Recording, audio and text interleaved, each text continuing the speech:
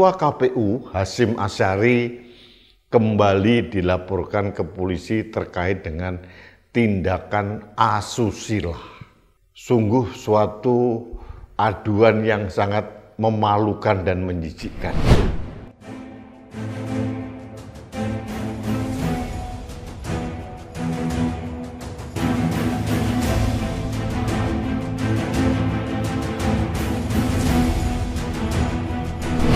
Halo sahabat Indonesia, kita bertemu kembali dalam Opini Rudi.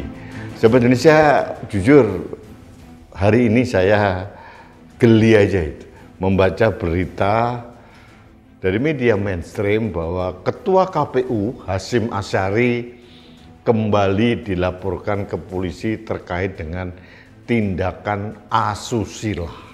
Sungguh suatu aduan yang sangat memalukan dan menjijikkan.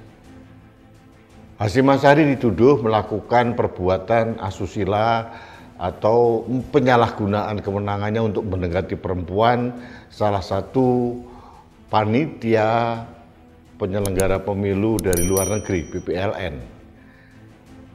Ini bukan yang pertama kali seorang Hasyim Asyari dilaporkan dalam tindakan asusila. Yang dulu pernah sudah divonis hukuman sanksi berat yang terakhir juga terkait dengan asusila, terkait dengan hubungan Ketua KPU Hasyim Asyari dengan wanita emas. Itu sudah berlangsung setahun yang lalu lah, sudah lewat gitu loh.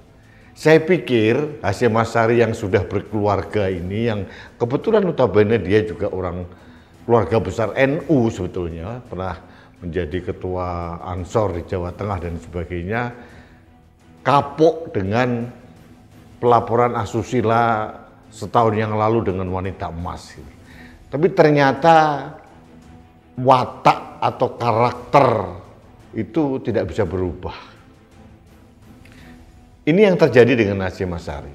Nah, saya tidak hendak ingin mencampuri siapa perempuan yang menjadi korban tuduhan asusila kepada Hasyim Asyari ini. Namanya perlu kita lindungi karena ini masalah perempuan, dan ini kalau itu terjadi, ini perselingkuhan yang kesekian kalinya yang dilakukan oleh Hasyim Asyari. Cuma saya mengatakan inilah personal karakter, personal integritas dari seorang ketua penyelenggara demokrasi di Indonesia. Ketua KPU, Komisi Pemilihan Umum Indonesia. Bagaimana mungkin kita harus mempercayakan penyelenggaraan pesta demokrasi kepada orang yang mempunyai karakter yang seperti ini?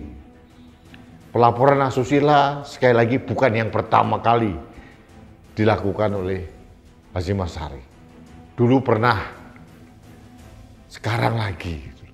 Nggak kapok-kapok. Memalukan sekali. Saya berharap polisi proaktif, tidak lagi melindungi Hasyim Asyari atau siapapun yang melakukan tindakan asusila kepada perempuan. Ini menyangkut masalah kehormatan perempuan. Dan biasanya orang-orang seperti Hasyim Asyari itu menggunakan kewenangannya sebagai pejabat atau ketua KPU. Ini benar-benar sangat memalukan sebetulnya. Kita mempunyai niat yang sama untuk melindungi harga dan martabat perempuan. Kita punya anak perempuan, saudara perempuan, dan kita harus ingat juga bahwa ibu kita itu adalah orang yang sangat harus kita agungkan. Tapi kalau orang punya karakter yang suka melecehkan, suka melakukan tindakan asusila, suka melakukan perselingkuhan, ini benar-benar karakter yang sangat tidak dipercaya.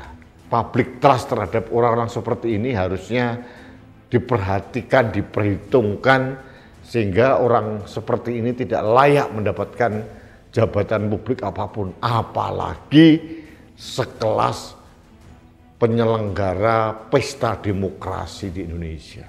Indonesia merupakan negara ketiga, negara terbesar dalam menyelenggarakan demokrasi di dunia ini. setelah Amerika, India, dan Indonesia. Masa kita harus mempercayakan komando penyelenggaraan pemilu pada orang yang berkarakter sering melakukan perselingkuhan seperti ini? Saya percaya pelaporan ini tidak main-main karena dilaporkan oleh, kalau nggak salah, LBH Hukum dari UI dan lembaga API, itu lembaga perlindungan perempuan. Saya kira ini bukan tuduhan main-main dan tidak ada unsur politik. Ini semata-mata momentumnya bersamaan dengan masalah yang sedang dihadapi oleh KPU di Mahkamah Konstitusi. Tapi ini sama sekali tidak terkait. Jangan kita mengabaikan masalah personal karakter seseorang gara-gara masalah politik. Kalau salah harus dikatakan salah. Dan DKPP ini penting sekali harus menindaklanjuti masalah ini. DKPP tidak lagi berkilah bahwa dia tidak perlu harus memecat gitu. Karena kredibilitas DKPP ini sudah dipertanyakan publik. Buat apa melakukan sidang kemudian memberikan sanksi yang berat terakhir berkali-kali pada orang tapi tidak pernah memecat. Ini masalah karakter. Sekarang kita akan menguji bagaimana kredibilitas DKPP dalam menyikapi hal ini. Kita akan melihat seberapa besar keberpihakan DKPP terhadap perlindungan terhadap perempuan, terhadap etika dan moral dari ketua KPU yang dilaporkan. Karena yang melaporkan ini bukan main-main, ini bukan lembaga ecek-ecek ini.